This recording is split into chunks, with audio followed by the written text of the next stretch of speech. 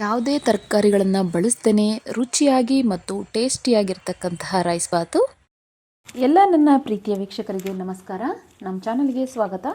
ನೀವೇನಾದರೂ ಮೊದಲನೇ ಸಾರಿ ನಮ್ಮ ಚಾನಲನ್ನು ನೋಡ್ತಾ ಇದ್ದರೆ ದಯವಿಟ್ಟು ಸಬ್ಸ್ಕ್ರೈಬ್ ಮಾಡಿ, ಹಾಗೆ ನಮ್ಮನ್ನು ಸಪೋರ್ಟ್ ಮಾಡಿ ಅಂತ ಕೇಳ್ಕೊಳ್ತಾ, ಇವತ್ತು ನಾನು ಮಾಡ್ತಿರುವಂಥ ರೆಸಿಪಿ ಬಂದು ಒಂದು ಸಿಂಪಲ್ ರೆಸಿಪಿ.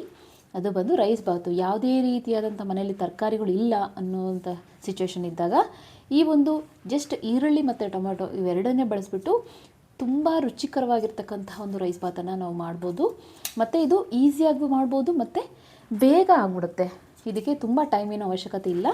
ನಾನೇನು ಮಾಡಿದ್ದೀನಿ ಅಂತಂದರೆ ಕೊತ್ತಂಬರಿ ಸೊಪ್ಪು, ಶುಂಠಿ ಮತ್ತು ಬೆಳ್ಳುಳ್ಳಿ ಇವೆಲ್ಲವನ್ನು ಕೂಡ ನಾನು ಚೆನ್ನಾಗಿ ಸಣ್ಣದಾಗಿ ಕುಟ್ಕೊಂಡಿದ್ದೀನಿ. ಮತ್ತು ಒಗ್ಗರಣೆಗೋಸ್ಕರ ನಾನು ಕರಿಬೇವಿನ ಸೊಪ್ಪು ಇಷ್ಟೇ ಇಂಗ್ರೀಡಿಯೆಂಟ್ಸ್ನ ಬಳಸ್ಕೊಂಡ್ಬಿಟ್ಟು ಯಾವ ರೀತಿಯಾಗಿ ರುಚಿಕರವಾಗಿರ್ತಕ್ಕಂತಹ ರೈಸ್ ಬಾತನ್ನು ಮಾಡೋದು ಅಂತ ನಾನು ತೋರಿಸ್ತೀನಿ, ಬನ್ನಿ.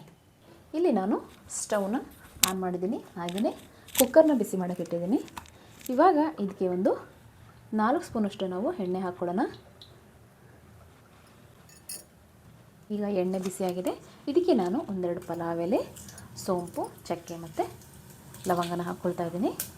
ಸ್ವಲ್ಪ ಸಾಸಿವೆ ಮತ್ತು ಜೀರಿಗೆನ ಹಾಕ್ಕೊಳ್ತಾ ಇದ್ದೀನಿ. ಕರಿಬೇವಿನ ಸೊಪ್ಪು,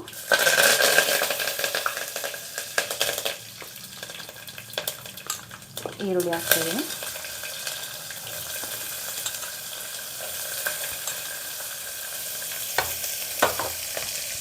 ಇದೆಲ್ಲದನ್ನು ಕೂಡ ಇವಾಗ ನಾವು ಫ್ರೈ ಮಾಡ್ಕೊಳ್ಳೋಣ.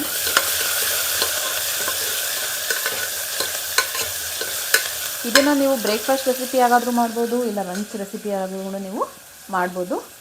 ತುಂಬ ಚೆನ್ನಾಗಿರುತ್ತೆ ಟೇಸ್ಟು. ಇದಕ್ಕೆ ಯಾವುದೇ ರೀತಿಯಾದಂಥ ತರಕಾರಿಗಳ ಅವಶ್ಯಕತೆ ಇರೋದಿಲ್ಲ. ನೋಡಿ, ಈರುಳ್ಳಿ ಕಲರ್ ಚೇಂಜ್ ಆಗ್ತಾಯಿದೆ. ಇವಾಗ ಇದಕ್ಕೆ ನಾನು ಶುಂಠಿ, ಬೆಳ್ಳುಳ್ಳಿ ಮತ್ತು ಕೊತ್ತಂಬರಿ ಸೊಪ್ಪನ್ನ ಸಣ್ಣದಾಗಿ ಜಜ್ಜಿಕೊಂಡಿದ್ನಲ್ಲ ಅದನ್ನು ಹಾಕ್ತಾಯಿದ್ದೀನಿ. ಇದಕ್ಕೆ ನಾನು ಹೆಚ್ಚಿಗೆ ಮಸಾಲೆ ಕೂಡ ಆ್ಯಡ್ ಮಾಡ್ತಾಯಿಲ್ಲ. ಮನೇಲಿರ್ತಕ್ಕಂಥ ಸಾಮಾನುಗಳನ್ನು ಬಳಸ್ಬಿಟ್ಟು ಯಾವ ರೀತಿಯಾಗಿ ಮಾಡೋದು ಅಂತ ತೋರಿಸ್ತಾ ಇದ್ದೀನಿ. ಅದೆಲ್ಲ ಹಸಿ ವಾಸನೆ ಹೋಗಬೇಕು, ಶುಂಠಿ ಮತ್ತು ಬೆಳ್ಳುಳ್ಳಿದು. ಆವಾಗ ನಿಮಗೆ ಸ್ಮೆಲ್ ಬರೋದಿಲ್ಲ. ನೋಡಿ, ಚೆನ್ನಾಗಿ ಫ್ರೈ ಆಗ್ತಾಯಿದೆ. ಇದಕ್ಕೆ ಇವಾಗ ನಾನು ಟೊಮೊಟೊ ಹಾಕ್ಕೊಳ್ತಾ ಇದ್ದೀನಿ.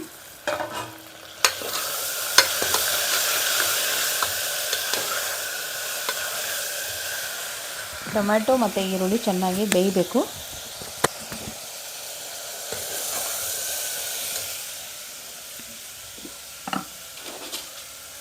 ಇದಕ್ಕೆ ರುಚಿಗೆ ತಕ್ಕಷ್ಟು ಉಪ್ಪು ಹಾಕ್ತೀನಿ. ಉಪ್ಪು ಹಾಕೋದ್ರಿಂದ ತರಕಾರಿಗಳು ಬೇಗ ಬೇಯ್ತವೆ.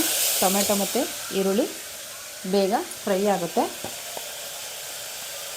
ಅದ್ರ ಜೊತೆಲಿ ಅರಿಶಿನ ಪುಡಿ ಹಾಕ್ತಾಯಿದ್ದೀನಿ. ಅರಿಶಿನ ಉಪ್ಪು ಹಾಕೋದ್ರಿಂದ ತರಕಾರಿಗಳು ಬೇಗ ಬೇಯುತ್ತೆ. ನೋಡಿ, ಈ ರೀತಿ ಚೆನ್ನಾಗಿ ಅದನ್ನು ತಿರುಗಿಸ್ಕೊಳ್ತಾ ಇರಬೇಕು. ಇದಕ್ಕೆ ನೀವು ಬೇಕಂದರೆ ತುಪ್ಪ ಕೂಡ ಹಾಕ್ಕೋಬೋದು. ನಾನು ಎಣ್ಣೆ ಮಾತ್ರ ಬಳಸಿದ್ದೀನಿ ಇದರಲ್ಲಿ. ಇದೆಲ್ಲ ಕೂಡ ಚೆನ್ನಾಗಿ ಬೇಯಬೇಕು. ಇವಾಗ ಎಣ್ಣೆ ಬಿಟ್ಕೋಬೇಕು, ಆರ್ಲಿವರೆಗೂ ಅದು ಬೇಯಬೇಕು. ಇದಕ್ಕೆ ನಾನಿವಾಗ ನಮ್ಮ ಮನೆಯಲ್ಲೇ ನಾನು ಪ್ರಿಪೇರ್ ಮಾಡಿರ್ತಕ್ಕಂತಹ ಧನಿಯಾ ಪುಡಿನ ಹಾಕ್ಕೊಳ್ತಾ ಇದ್ದೀನಿ. ಬೇಕಂದರೆ ಇದಕ್ಕೆ ಸ್ವಲ್ಪ ಗರಂ ಮಸಾಲೆ ಕೂಡ ಹಾಕ್ಕೋಬೋದು, ಚೆನ್ನಾಗಿರುತ್ತೆ ಟೇಸ್ಟು. ಇದಕ್ಕೆ ನಮ್ಮ ಖಾರಕ್ಕೆ ತಕ್ಕಂತೆ ಖಾರ ಪುಡಿನ ಹಾಕ್ಕೊಳ್ಳೋಣ. ನಾನು 2 ಸಣ್ಣ ಸ್ಪೂನಲ್ಲಿ 2 ಸ್ಪೂನಷ್ಟು ನಾನು ಖಾರ ಪುಡಿ ಹಾಕ್ತಾಯಿದ್ದೀನಿ. ನಿಮಗೆ ಖಾರ ಕಡಿಮೆ ಬೇಕಂದರೆ ಬೇಕಾದ್ರೆ 1 ಸ್ಪೂನ್ನ ಹಾಕ್ಕೊಳ್ಳಿ. ಖಾರ ಪುಡಿ ಹಾಕ್ಬಿಟ್ಟು ಚೆನ್ನಾಗಿ ತಿರ್ಸ್ಕೊಳ್ಳೋಣ. ಇವಾಗ ನೋಡಿ, ಮಸಾಲೆ ಎಷ್ಟು ಚೆನ್ನಾಗಿ ಬೆಂದಿದೆ. ಇದಕ್ಕೆ ನಾನಿವಾಗ 1.5 ಗ್ಲಾಸಷ್ಟು ಅಕ್ಕಿ ಹಾಕ್ತೀನಿ. ಇದಕ್ಕೆ ಇವಾಗ ನಾನು 1.5 ಗ್ಲಾಸಷ್ಟು ಅಕ್ಕಿನ ಹಾಕ್ತಾಯಿದ್ದೀನಿ. ಇದು ಸೋನಾ ಮಸೂರಿ ಅಕ್ಕಿ. ಅದಕ್ಕೋಸ್ಕರ 1:2 ರೇಷದಲ್ಲಿ 1 ಗ್ಲಾಸ್ ಅಕ್ಕಿಗೆ 2 ಗ್ಲಾಸು ನೀರು, ಆ ರೀತಿಯಾಗಿ ನಾವು ನೀರನ್ನ ಹಾಕ್ಕೋಬೇಕು. ಇವಾಗ ಅಕ್ಕಿನ ಹಾಕ್ಕೊಂಡು ಫಸ್ಟು ನೀಟಾಗಿ ತಿರ್ಸ್ಕೊಳ್ಳೋಣ.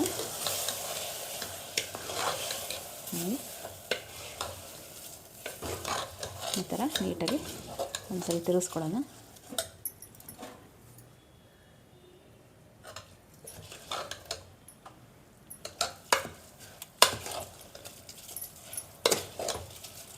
ಈ ಥರ ತಿರ್ಸ್ಕೊಂಡ್ಮೇಲೆ ಇದಕ್ಕೆ ನೀರು ಹಾಕೋಣ. ಈಗ 1.5 ಗ್ಲಾಸ್ ಅಕ್ಕಿಗೆ ನಾನು 3 ಗ್ಲಾಸು ನೀರನ್ನ ಹಾಕ್ತಾಯಿದ್ದೀನಿ. ನೀರನ್ನ ಹಾಕ್ಕೊಂಡ್ಮೇಲೆ ನಾನು ಕಸ್ತೂರಿ ಮೇಥಿನ ಹಾಕ್ತಾಯಿದ್ದೀನಿ. ಇದು ಫ್ಲೇವರ್ಗೋಸ್ಕರ ಕಸ್ತೂರಿ ಮೇಥಿ ಹಾಕೋದ್ರಿಂದ ಈ ಥರ ಉಜ್ಜಿ ಹಾಕಬೇಕು.